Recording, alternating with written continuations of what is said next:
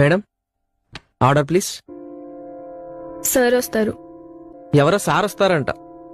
అమ్మాయి ఎందుకో టెన్షన్ పడుతున్నట్టుంది బ్రో.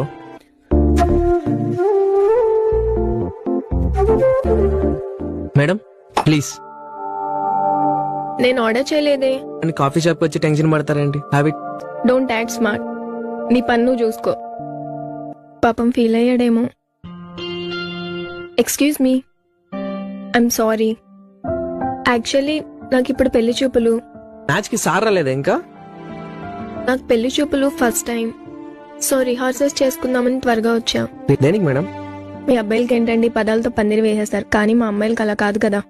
గలగలా మాట్లాడదామంటే అందరితోని ఇలానే చనువుగా ఉంటారేమో అని బ్యాడ్ గా అనుకుంటారు. పోనీ ఏం మాట్లాడకుండా సైలెంట్ గా ఉందామంటే లైఫ్ లాంగ్ ఇలానే బోరింగ్ గా ఉంటుందేమో అనుకుంటారు. మీరేం మాట్లాడినా చాలా నిజాయితీగా మాట్లాడతారు మేడం. ఆయన పేరేంటో? బాలరాజు. బాలరాజా? ఇంతకీ సార్ ఏం చేస్తారో?